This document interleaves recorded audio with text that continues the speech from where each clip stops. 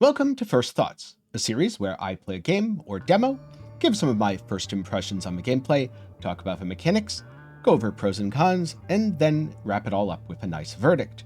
Today, we are talking about D4. No, I don't mean Diablo 4, I mean Dungeons 4. A game that I know absolutely nothing about, except that the music kinda goes really hard.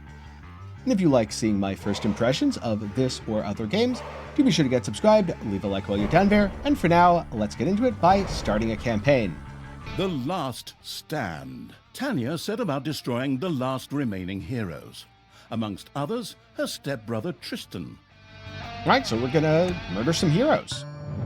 Once upon a time, long ago in, well, you know the rest, the absolute evil had, in the fabulous predecessor to this game, taken over the entire overworld with its creatures. Now it spent its time on debauched parties and... Wait a minute. The entire overworld? No! One small village of indomitable heroes still held out against the invaders. The unamused evil was beside itself with rage. Well, I guess we're gonna have to But kill all them. this was about to change once and for all, because the remote controlling evil sent its most vicious general into the field, the Dark Elf Talia.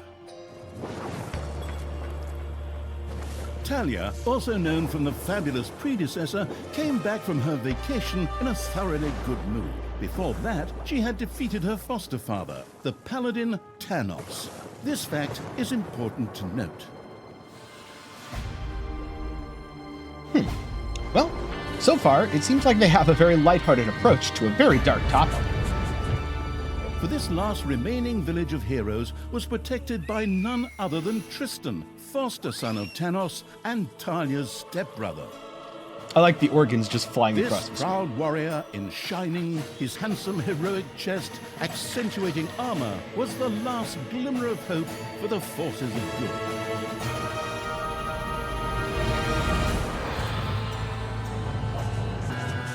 Talia, who had fully embraced the dark side, couldn't wait to really kick her stepbrother's ass. And so our story begins.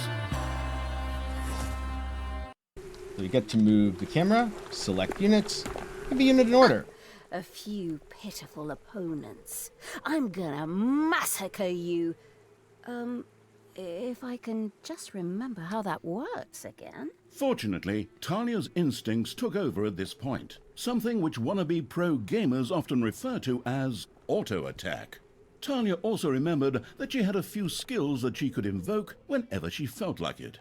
Oh, right! Boom! That's how it's done. These poor villagers, or good guys? Yeah, these poor good guys, they're getting absolutely massacred.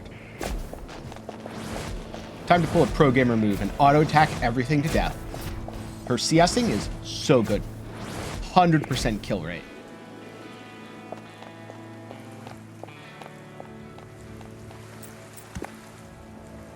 Talia's mighty storm once again stood at her disposal. No, Mighty Storm. As long as it's active, your creature's Once attacks again, become stronger. Talia's fury descended to plunge the land into blackness. Okay, so you get zone abilities. Wait, do they heal you? Ooh. I feel like the yes. speech.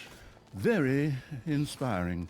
I'm glad the narrator is equally unimpressed with this speech. What are these? Ghosties? Hey, ghosties. Are you friends? Please be friends.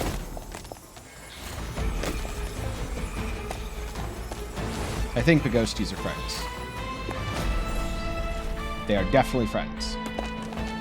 Talia had reached the center of battle. With another brilliant speech, she goaded her creatures on one more time. Another speech? Oh. Ding dong, the hero's dead. That okay? Honestly, I don't know if I can work with you like this. And so the story ends.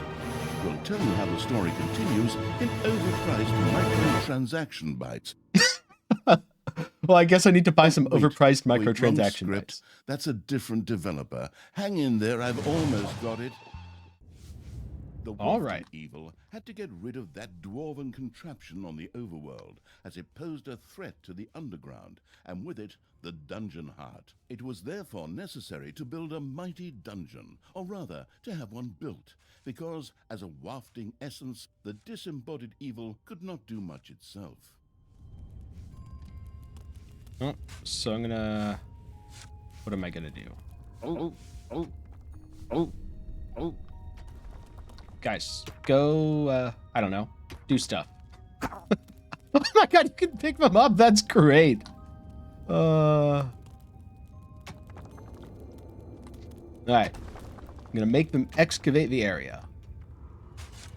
I'm gonna cancel that stuff, because that doesn't matter.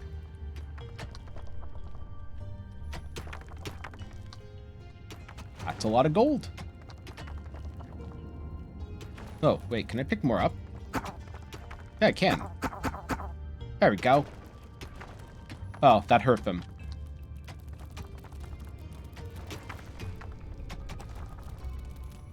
Maybe I shouldn't have thrown them. Should I feel bad about that? I probably shouldn't feel bad about that. We're evil. We're disembodied evil. We throw stuff. It's fine.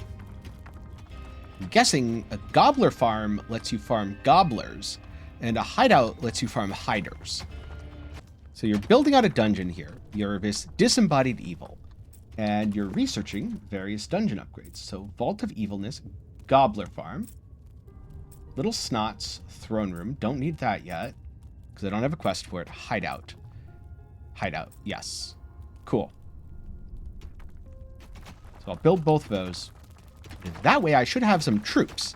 My guess is you send troops out of a dungeon and into the overworld to fight the enemies, bring back more stuff, and make your dungeon exploration even better. How have I not played this series before? Because, number one, the narration's absolutely hilarious. And number two, the gameplay mechanics seem pretty cool.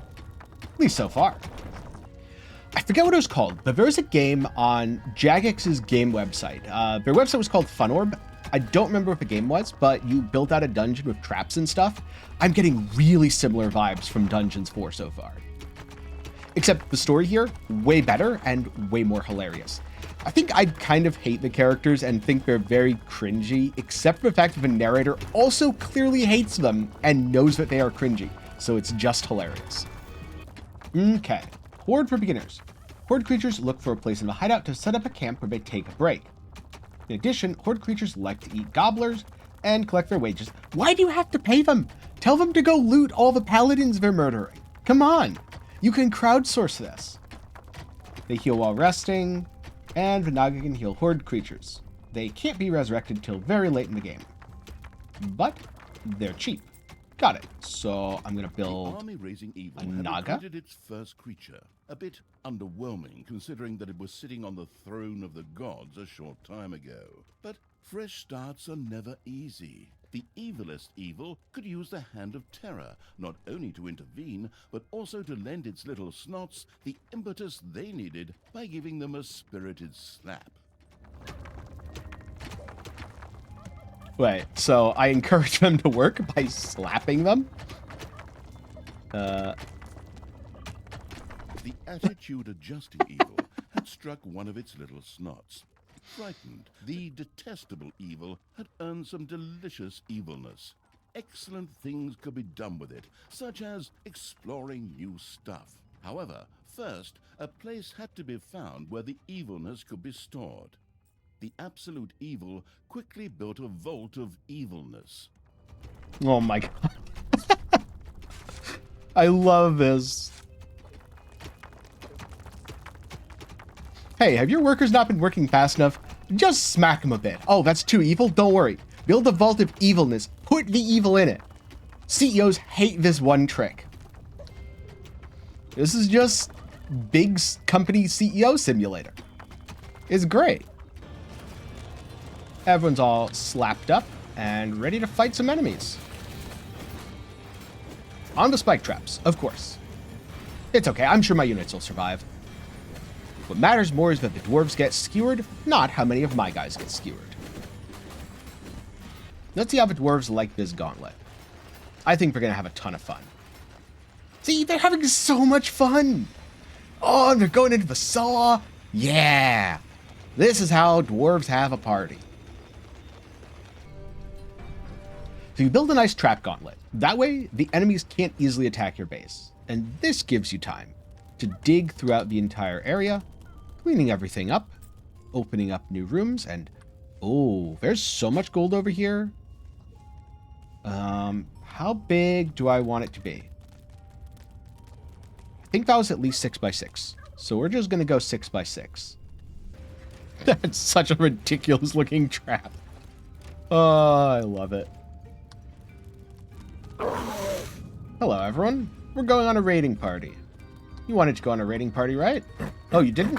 Well, I don't care. You're going on a raiding party. Let's commit a raiding.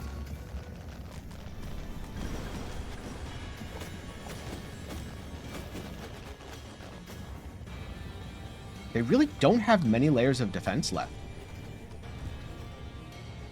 There's this room here. Oh, that's her treasure room. You know, that's a lot of treasure in that room. Maybe I'd do this. Instead of fighting my way through here, I just take another approach. You need to go heal. You need to keep my troops alive. They are moderately expensive to replace. Now, are you gonna die? Yeah, you're gonna die. Whatever. Only moderately expensive. Oh, was that an enemy? That could have been an enemy. I'm not sure. You have lost a creature forever. Never mind. Oh no, I've lost a creature forever. Whatever will I do? Yes, hello, I'd like a replacement. You know, it'd be kind of cool to have a goblin. So let's have a goblin. Ah, okay, so that's how this works. You start in the dungeon, and then the control scheme changes, and it becomes an RTS. Neat. You were also once part of that alliance. Oh, I like how the buildings get shattered as the fire washes over them. Well, you can murder the sheep. This is unsurprising to me. The path to the dwarves' oversized hammer lay open. The trembling heroes prepared themselves for the final battle. There's a lot of trembling heroes.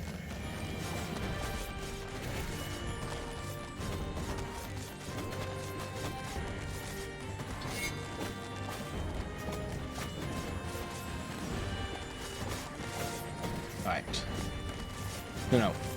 Go kill the pyro dwarfs. Pyro dwarfs have a problem. You will kill all the pyro dwarfs here. Nope. You... Oh, I had the wrong guy selected? It's okay. It's okay, they're not dead. My healers are doing a good job. No, stop healing each other. You're supposed to heal the dwarves. Or the orcs. Definitely don't heal the dwarves. You have lost a creature forever. One died. Not bad. This is just like Age of Empires. You have to wait for all your monks to heal people up.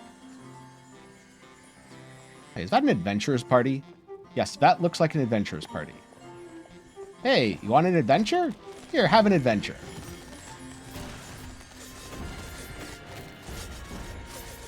I think they're having too much of an adventure.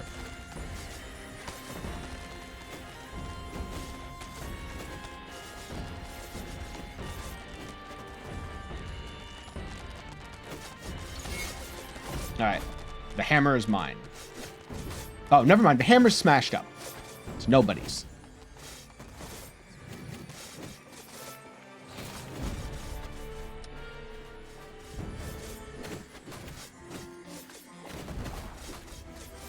Beautiful. The dwarven equipment spectacularly went up in flames, which was rather odd, as the creatures had only been hitting the thing with their weapons. But fine, perhaps horde weapons were made of flint. Yet the distraction provided by the dwarven intervention had shifted the destruction-loving evil's focus long enough for Talia and her stepbrother Tristan to disappear into the distance. With an imaginary sigh, the staggering evil took one last look around before setting off in pursuit.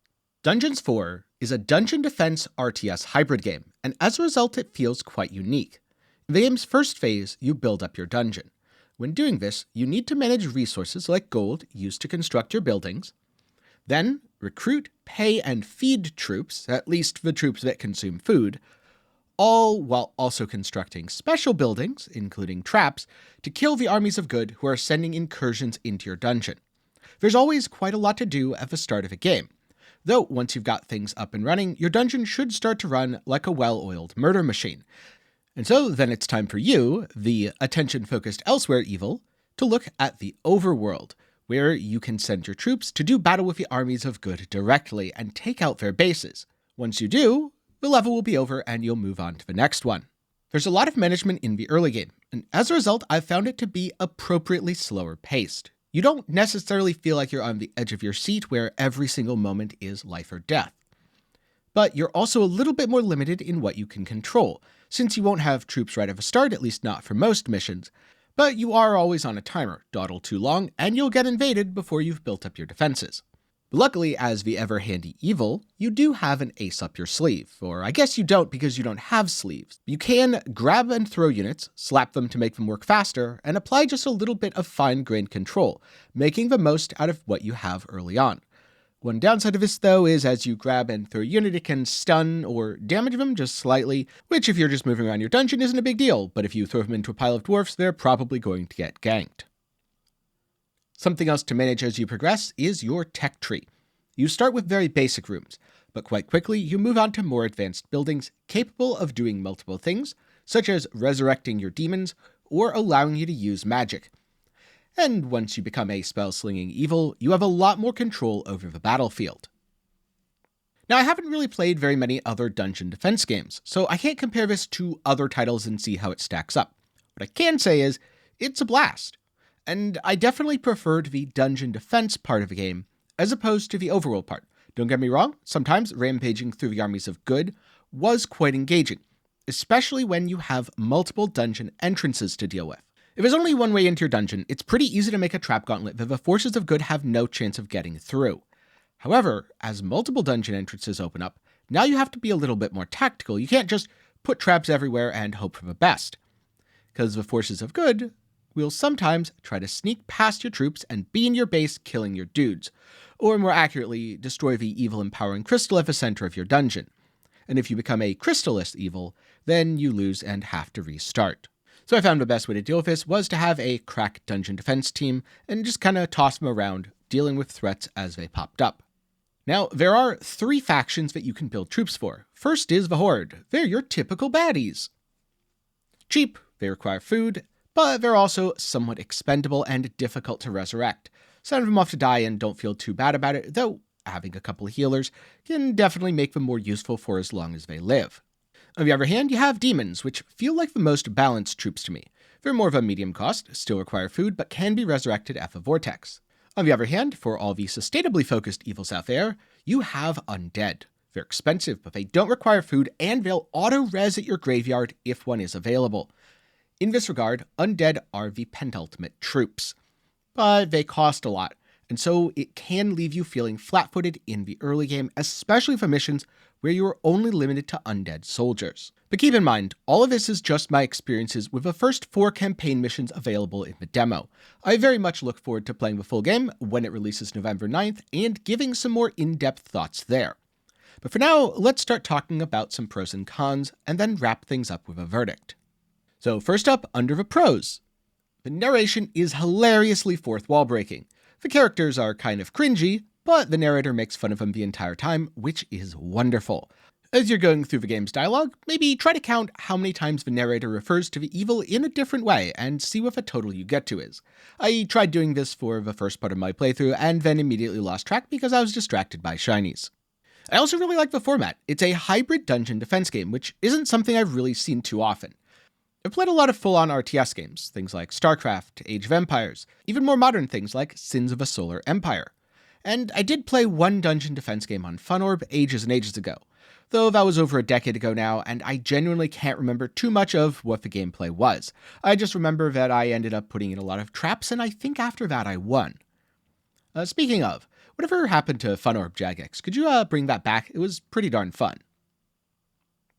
Another thing I like about Dungeons 4 is the units feel truly different from each other. There was no unit that felt like it did another's role better. and especially the ultimate or more expensive units felt ultimately powerful, in a way that they absolutely should. There's nothing worse in an RTS game than building this massive, expensive behemoth thing, and finding out it can only kill one guy about twice as effectively as a normal soldier that takes up less space, less time, and less resources. So in that regard, I'm very glad that Dungeons 4 made it epic, including the ability to commit a large amount of your mana to summoning a massive demon straight from the pits of hell. Yeah, that guy was pretty awesome, and he completely wrecked the forces of good. Now, I don't know if this next one really counts as a proof of a game, but I'm going to put it on anyway since it's part of a core gameplay loop. Watching enemies run into your traps is super satisfying. I don't know, there's just something about setting up a very intricate trap gauntlet, making sure enemies will pass through that area by blocking off other sections of a dungeon, or, walling around. Yes, you can kind of do that by filling areas in, and just watching it work. Plus, once you know your trap gauntlet makes for an impenetrable defense, you're much more easily able to go through and deal with the forces of good by sending incursions into their realm. And when it comes to interacting with units, being able to pick stuff up offers a nice level of fine-grained control, especially in the early game where you have extremely limited resources. Sure, that guy might not be able to walk all the way across your dungeon to deal with the incursion because you didn't realize there was a backdoor into your dungeon. Now you can just pick him up, grab him, toss him. You can even slap enemy units that marks them as a target. Unfortunately, this doesn't do nearly as much as slapping your own units. And hey, if you're going to be a capitalistic evil, then you might as well slap your subordinates into shape. As the old saying goes, the beatings will continue until dungeon morale improves.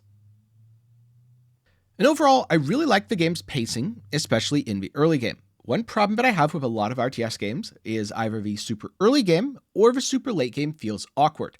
The early game can often feel awkward because you're so limited on the tools and resources you have, especially when there's multiple enemies attacking from different directions. Whereas the late game can feel awkward because you have too many units and micromanaging them is a pain. Maybe this is because I'm not the best at micro. Either way, I found the pacing to be nearly perfect here. But I say nearly perfect because the game isn't perfect. And I do want to get into a few of the cons as well. First of which is the characters are very annoying and super cringe. Now, I didn't mind this because the narrator was constantly making fun of him, but the game's start is very dialogue heavy, and I can see where it would put some people off. If this is you, maybe skip a few cutscenes and come back in later, because the narrator's quips as you're going through normal gameplay are genuinely delightful, even if you're not super following the story of Tristan and Talia. Second of all, in many missions, the RTS section felt easy in comparison to the dungeon defense portion of the game. Early on, I really did feel like I was fighting for my life, especially on the couple missions I tried where I turned the difficulty up. However, unless I kept getting more and more dungeon entrances as the game evolved, because I found it easy to funnel more and more enemies into my super trap gauntlet. But keep in mind, these are my experiences with the early game, the first few missions, so it could just be that this part of the game is made easier as part of a tutorial so players can get on their feet. I very much look forward to seeing if the difficulty increases, especially on hard, as I progress later. And my next complaint could also be related to the tutorialization of the game, where you have a fairly limited selection of buildings and units for each mission. This could be because in each early mission, you're basically locked to one faction without the opportunity to mix and match. But I think it would be really cool to mix the different factions and have a slightly wider array of buildings available from the start. In general, I like having a little bit of flexibility rather than just going with a fixed build order because you always do A to B to C to D. And my last complaint was largely to do with unit AI, where sometimes the units would wander off a bit more than they should in combat. I don't know if this is because they were taking damage and wanted to escape, or if they just decided that being hungry was better than killing the dwarf in front of him. Either way, quite a few units of mine did catch hands as a result of this. Whoever said that being a handy evil was an easy job. Overall, though, I would say these cons are minor complaints, as I had a lot of fun with the game, and did definitely go back and replay several missions, not because I had to, but because I wanted to. And so now for the verdict. Should you play Dungeons 4? Or at the least, am I going to? Yes, I'm absolutely going to be playing Dungeons 4 when it comes out on November 9th. And as for should you? If you want a type of dungeon defense RTS hybrid game that feels really different, absolutely. And maybe you're not entirely convinced from this video, which is completely fair. Well, you can either wait for my full review of the game after I play it, or alternatively, you could pick up one of the older dungeon games on either Steam or GOG and see how the gameplay is for yourself. I don't know how much the gameplay varies from the earlier games to the later ones, but at the very least, you should be able to know whether the genre is for you or not. And so, if you want to see what Dungeons 4 is fully like as a complete game, Do be sure to get subscribed, leave a like while you're down there, and watch out for a future video on that topic. On the other hand, if you're looking for something else to watch right now, then I've gone over several other games recently through Steam Next. None of them really felt like Dungeons 4, though the closest would be another RTS title, Warhammer Age of Sigmar Realms of Ruin. Fair warning, I went into it knowing very little to nothing about Warhammer, except that there's dudes and the red ones go faster. But you can check out my first impressions on that or several other games up in the card and down below. And with that said, I'm curious. Have you played any other Dungeon Defense or Dungeon Defense RTS hybrid games? And if so, which ones? Be sure to leave them down below, and who knows, maybe I'll check one out in a future video. With that said, thanks for watching, and a special thanks to my patrons and channel members for the continued support. For as low as $1 a month, you can help make videos just like this one possible.